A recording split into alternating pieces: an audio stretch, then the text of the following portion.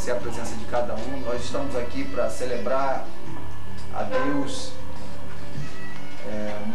essa gratidão que nós temos pela vida desse casal, dessa família, e colocar diante de Deus os nossos votos, consagrarmos, reconsagrarmos esta união que o próprio Deus estabeleceu há 15 anos atrás. E eu queria, antes de orar, ler um texto da palavra de Deus que está em Isaías 39, no versículo 28, diz assim: não sabes, não ouviste que o eterno Deus, o Senhor, o Criador dos fins da terra, nem se cansa e nem se fatiga. Não se pode esquadrinhar o seu entendimento. Faz forte ao cansado e multiplica as forças aos que não têm nenhum vigor. Os jovens se cansam e se fatigam. Os moços se exaustam e caem. Mas os que esperam no Senhor renovam as suas forças. Sobem com asas como águia. Correm e não se cansam. Caminham e não se fatigam. É esse casal, esta família que espera no Senhor, né? E por conta disso está aqui renovando as suas forças sentimentais, suas forças espirituais, pedindo a Deus para que o poder de Deus, renovador nas nossas vidas, na vida deles, tragam novos dias, como se fosse o primeiro dia no casamento de 15 anos atrás. Vocês lembram aquele dia, né? Então, Calma, imagina você naquele momento da cerimônia lá, o que você estava pensando, né? Pensa agora de novo, né? E é essa força renovada, viu? Que a gente clama a Deus e pede a Deus que o amor seja renovado, a força, o vigor físico. É isso que a palavra de Deus traz, esse renovo para a gente todos os dias. Nós vamos orar pedindo a Deus a bênção dele sobre esta cerimônia. Deus, em nome do Senhor Jesus Cristo, nós entramos em Tua presença para pedir, ó Deus, a Tua aprovação para tudo isso, ó Deus. Sabemos, ó Deus, que pelo que a Tua palavra nos ensina, isso nem seria preciso, ó Deus, porque a Tua palavra nos ensina que o casamento, ó Deus, foi o Senhor mesmo que fez. É prova, ó Deus, do Teu amor para conosco. É a Tua vontade, é uma instituição que o Senhor mesmo fizeste, ó Deus. Mas nós te pedimos, ó Deus, em nome do Senhor Jesus Cristo, o Senhor, ó Pai, renove as forças do Caldas e da Kézia, ó Deus. Renove, ó Deus, os seus votos de amor, de paz, de manutenção da fé e do carinho recíproco um pelo outro, Deus. Nós pedimos, ó Deus, que o Senhor abençoe ó Deus, esta cerimônia com a tua presença, com a tua aprovação neste lugar, ó Deus. Em nome de Jesus nós te pedimos e já te agradecemos. Amém. Podeis assentar. Nós queremos cantar um cântico bem conhecido.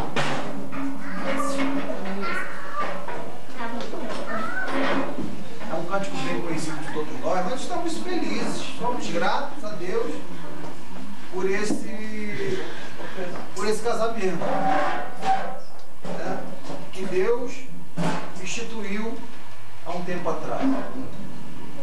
E olha, nós precisamos mais do que nunca, comemorarmos anos de casamento. Mais do que nunca.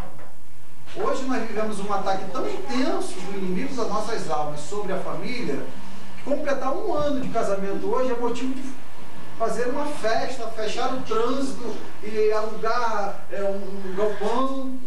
Imagina 15 anos, né? Então, a exemplo disso que está acontecendo, que nós somos casados, também possamos celebrar a Deus todos os momentos, cada ano de vida em comum com o nosso parceiro, com a nossa parceira, que nós possamos estar louvando a Deus por conta da proteção que Ele tem nos dado na nossa vida, especificamente nesse dia de hoje. Nós vamos cantar nesses últimos dias, como esse dia de hoje. Eu queria cantar um cântico que é conhecido de todos nós, que diz que por tudo que tem feito e por tudo que te agradeço. Nós somos gratos pela vida, por esse casamento, pela essa família. Então vamos cantar por tudo que tem feito. Te agradeço.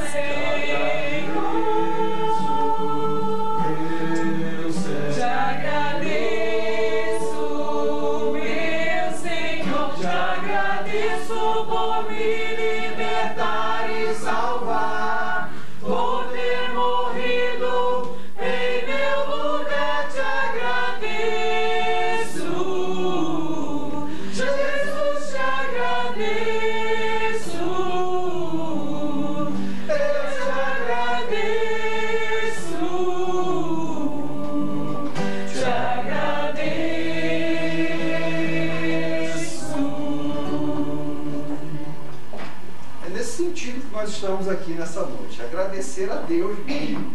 Paulo ele nos orienta na Bíblia dizendo assim, olha, sede agradecidos. Nós precisamos cultivar esse sentimento em nós, já que a nossa natureza parece que carnal, parece que nós temos um chip ou um DNA de reclamação, né? Parece que, por mais que as coisas aconteçam de uma forma que nos ajude, contribua para as coisas ao nosso sentido, mas parece que nós nunca estamos satisfeitos.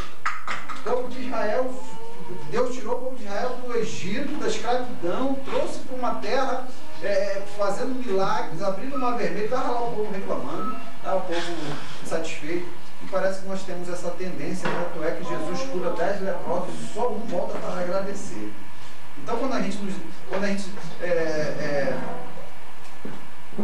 visualiza ou participa de um momento desse, onde pessoas se colocam diante de Deus na expectativa de agradecer a Deus,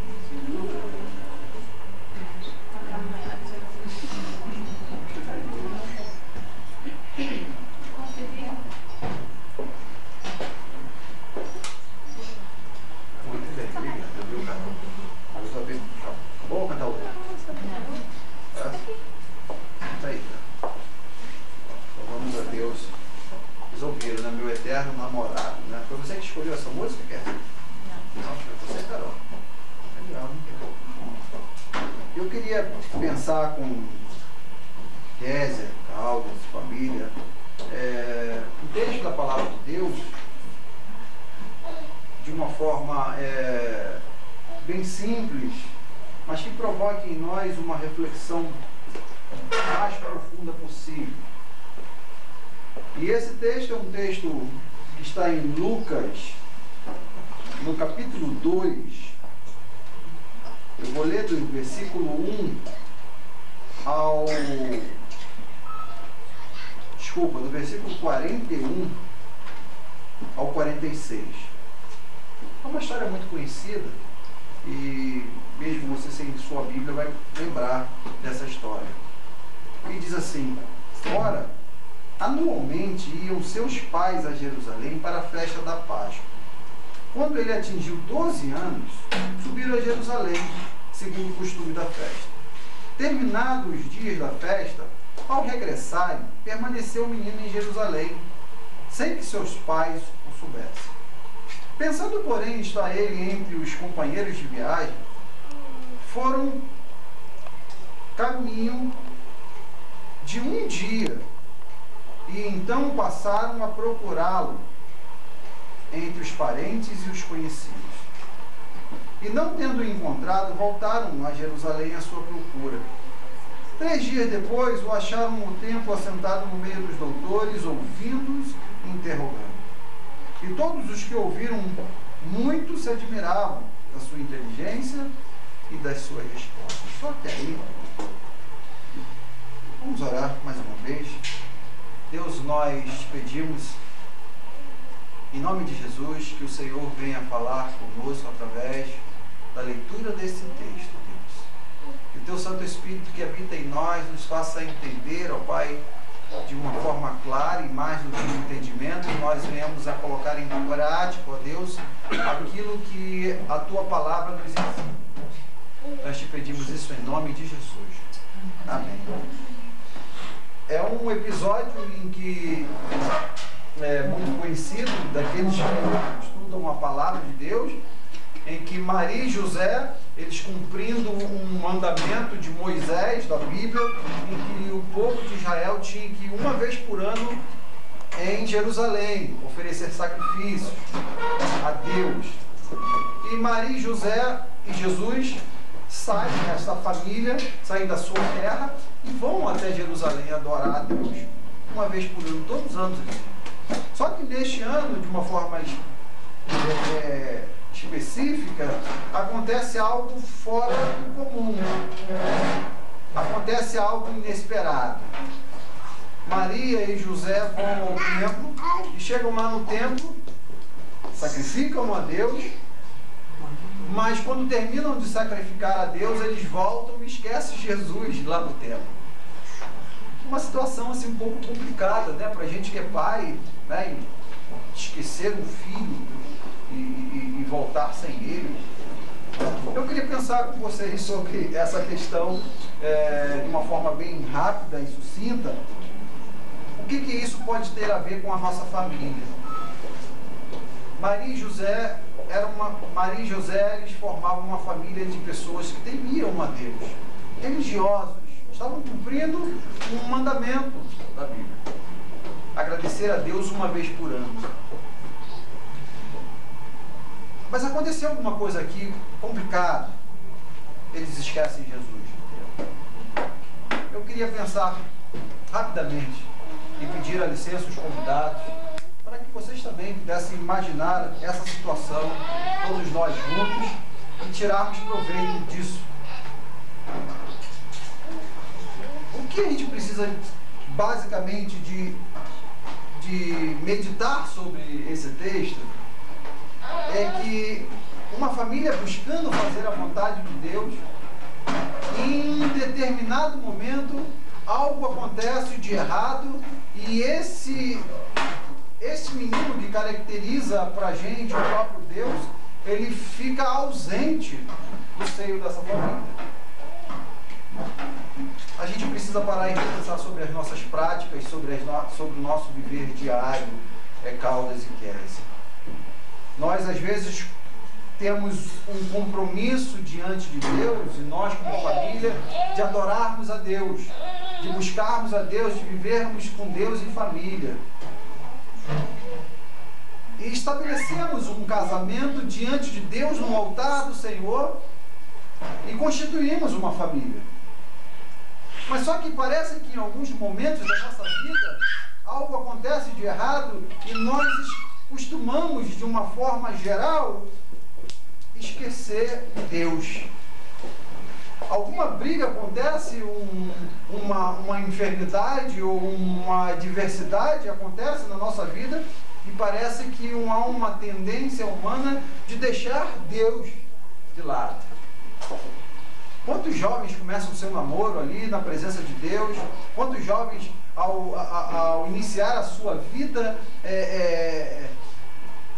o seu casamento, eles vão e buscam a orientação de Deus através de um casamento, através de uma cerimônia, de um ato, numa igreja, e começam a sua vida com Deus. Mas parece que só fica ali naquele ato religioso. E Jesus fica lá, no templo. Vocês estão fazendo 15 anos. Louvado seja Deus, porque nesses 15 anos, Deus não tem sido esquecido na vida de vocês. Louvado seja Deus, porque em momento nenhum vocês estão deixando Deus de lado. E é dessa forma que nós precisamos olhar para o texto e pensarmos se de repente em algum momento da nossa vida, algum dia da nossa vida, nós estamos largando Deus e deixando Deus fora do nosso casamento, fora da nossa família. A primeira coisa que nós precisamos parar e pensar e repensar sobre a nossa vida, sobre o nosso casamento, sobre a nossa família, é que eu preciso ir com Jesus, mas eu preciso voltar com Jesus. Eu preciso iniciar o meu casamento com Jesus nele, mas eu preciso dar continuidade no meu casamento com Jesus nele. Maria e José fizeram uma viagem de ida, foram com Jesus, mas estavam voltando sem Jesus. É muito triste, e talvez um dos maiores, se não for o maior motivo para a ausência de felicidade dentro de um lar, é a ausência do próprio Deus nesse lar. Outra coisa que nós podemos observar aqui nesse texto é que o texto nos diz no versículo 44 que Maria e José eles foram no templo e de repente eles voltaram do templo sem Jesus, e que parece ser algo assim um pouco meio que maluco ou sem lógica. Uns pais largaram o filho, esquecendo o filho, mas há um porquê. Eles saíam e iam em caravanas para Jerusalém. Era uma caravana muito grande, às vezes 1000 pessoas nessa caravana e às vezes mais de 1000 pessoas. Maria e José foram para Jerusalém com essa caravana, e quando voltavam, diz o texto, que no versículo 44 diz assim: pensando, porém, está ele entre os seus companheiros de viagem. Eu gostaria que a gente parasse para pensar aqui, todos os nossos convidados, que um dos maiores motivos da gente ter ou não ter Deus na nossa viagem, no nosso casamento, na nossa família, é que às vezes a gente pensa que Deus está no casamento. Diz aqui o texto que Maria e José pensavam que Jesus estava. Eles estavam enganados. E é muito fácil entender isso, porque as caravanas elas seguiam da seguinte forma: as mulheres iam na frente, dando a cadência, dando um ritmo para as caravanas. Porque se os homens fossem na frente, poderiam, pelo seu vigor físico, eles andarem muito rápido e as mulheres e as crianças ficarem para trás. Então as mulheres iam na frente e os homens atrás. E como Jesus tinha uma idade de 12 anos, ele estava vivendo uma idade em Jerusalém, naquela época, a adolescência, não tinha essa questão de adolescência, então o homem ele passava a ser homem depois dos 12 anos. Ele estava vivendo nesse ponto, limite, entre andar na caravana com a mulher na frente, por ser mulher, andava com as crianças, e ele estava vivendo no ponto exato de poder andar com os homens lá atrás. Então pense a cabeça dos pais. Maria pensou, porém, que por Jesus ter 12 anos, estava com o pai lá atrás. Muito provavelmente ela pensou isso. E José pensou, porém, que Jesus estava na frente, por ele ser uma criança ainda.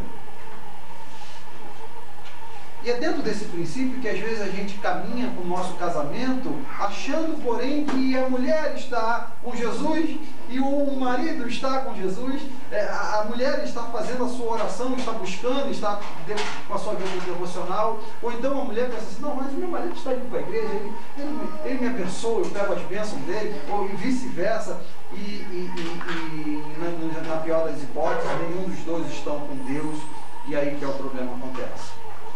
E a gente precisa parar e refletir e pensar que se de fato Deus está na nossa viagem, na nossa caravana, no nosso casamento, precisamos fazer uma análise diária. Deus está comigo?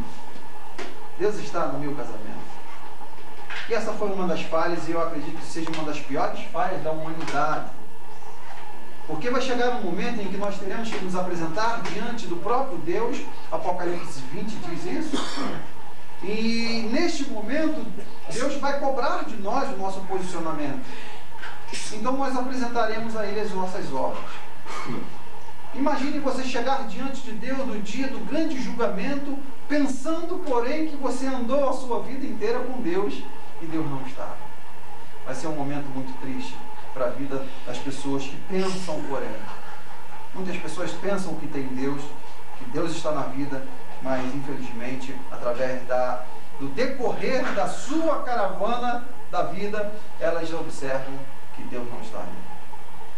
Uma terceira característica que eu queria pensar com vocês no texto é que no próprio versículo 44, diz o versículo que eles caminharam durante um dia sem Jesus. Olha, a cabeça dos pais estavam tão, vamos botar assim, iludidos que Deus estava ali, que Jesus estava ali, que eles foram ao ponto de caminhar um dia inteiro sem perceber a ausência do filho. Quando eles perceberam a ausência do filho, depois de um dia, eles tomaram um choque grande. Imagina uma mãe sentir a falta de um filho, em meio a Jerusalém, que nesta época dava mais de 3 a 6 milhões de pessoas que iam lá para o templo para adorar. Imagine você perder um filho no meio de uma multidão. Imagine a cabeça de uma mãe e de um pai: onde está meu filho? Onde crianças naquela época não eram respeitadas, se fossem achadas, elas poderiam ser vendidas como escravos. Poderia estar passando fome, poderia estar passando por violência, por tantas coisas. Imagina a cabeça de uma mãe quando ficou um dia sem o seu filho. É mais uma aplicação que eu gostaria de pensar aqui com todos nós. Ficar um dia, um único dia, sem Deus na nossa vida, pode ser o pior dia de toda a nossa vida, porque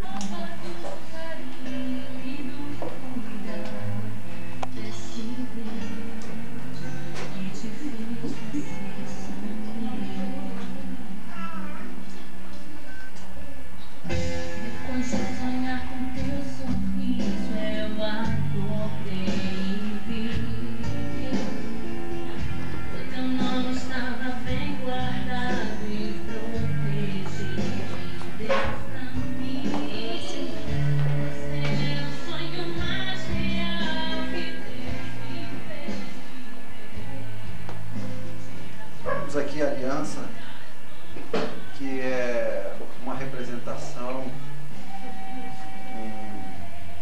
um amor infinito. A aliança, ela não tem ponto de início nem de fim. Ela representa isso e deve representar isso na vida de todo casal.